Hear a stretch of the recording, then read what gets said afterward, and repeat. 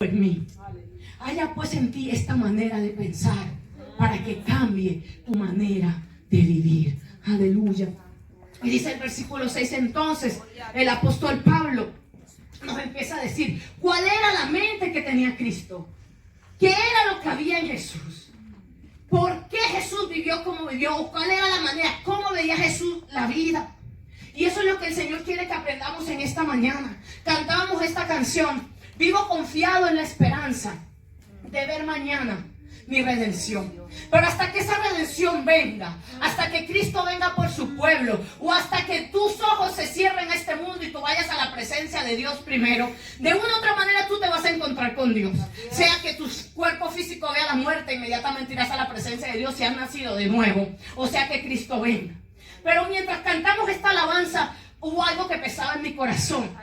Y decía, sí, yo vivo confiado en la esperanza de que va a haber una redención. Que un día este cuerpo corruptible se va a vestir de incorrupción. Que un día las cosas de este mundo pasarán. Pero mientras tanto, ¿cómo yo voy a vivir la vida? Mientras llegue esa redención, ¿de qué manera yo voy a enfrentar la vida? Mientras llegue esa redención, ¿cómo quiere Dios que yo viva los días que tengo de vida en esta tierra?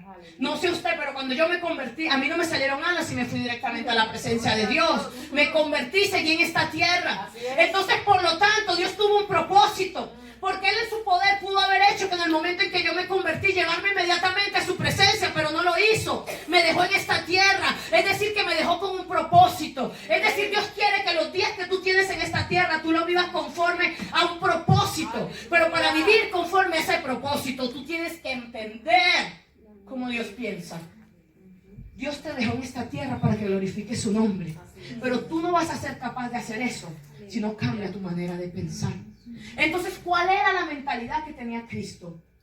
¿Cuál fue la manera como Cristo vivió los años que estuvo en la tierra antes de que llegara ese día y fuera crucificado y luego resucitara? Dice el versículo entonces número 6, nos da el primer indicio. Jesús vivió con una mentalidad de siervo. Es más, Él dijo, el Hijo del Hombre no vino a ser servido, sino a servir y a dar su vida en rescate por muchos.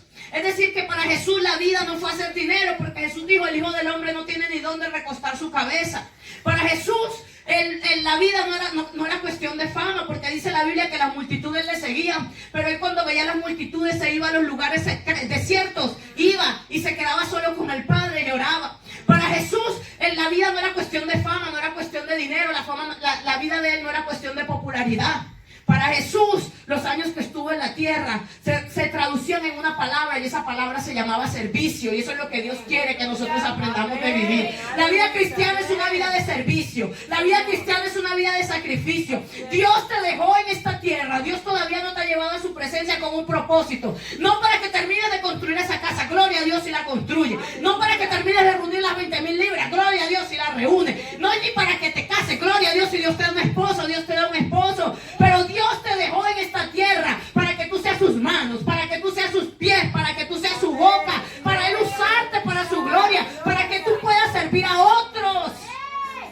Y le digas a la gente que Jesús sigue restaurando vidas. Amén.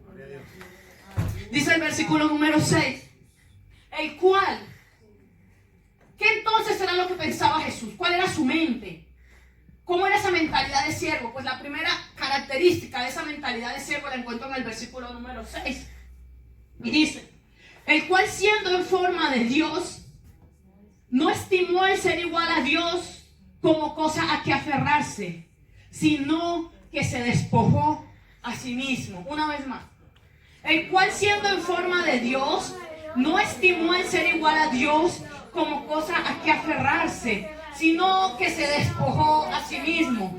Lo primero entonces que me muestra a mí la palabra es que en la mente de Jesús, el primero pensaba en los demás. El siervo, la persona que ha nacido de nuevo, si dentro de él habita el Espíritu Santo, va a pasar algo en la vida de esa persona.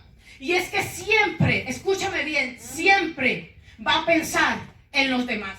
Dice la Biblia que Jesús, siendo en forma de Dios. Ahora bien, esa palabra en forma de Dios, forma, no significa que era una forma física, porque la Biblia habla claramente y dice que el Señor, Dios, es espíritu.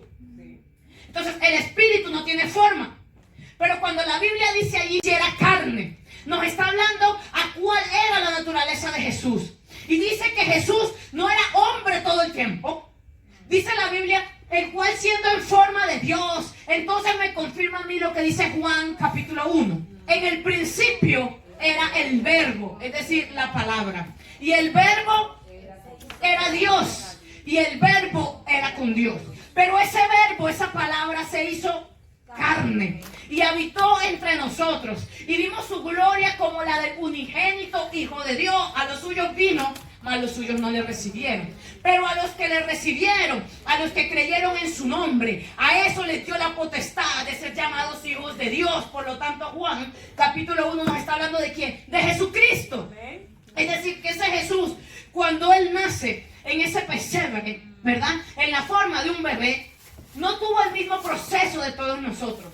Quiere decir que era el mismo Dios que se despojó de la naturaleza divina, que teniendo todo el señorío, teniendo todo el poder, sabiendo todo lo que Él era, no le importó, no se aferró a lo que Él era, a que Él era Dios, sino que dice la palabra, se despojó a sí mismo. Es decir, que nadie le quitó lo que Él era, sino que Él mismo se quitó, se limitó a un cuerpo humano voluntariamente para sentir como tú, para vivir como tú, pero sin pecado, para después un día hacer la propiciación por tus pecados. Él mismo se limitó a un cuerpo humano que siente, Él mismo se limitó a un cuerpo humano que llora, Él mismo se limitó a un cuerpo humano que sufre, Él se limitó en tiempo, Él se limitó en espacio para que un día tú pudieras decir de Él, Él es mi sumo sacerdote, Él es mi mediador entre Dios y los hombres. Y no tenemos un sumo sacerdote que no nos entiende, sino que tenemos un sumo sacerdote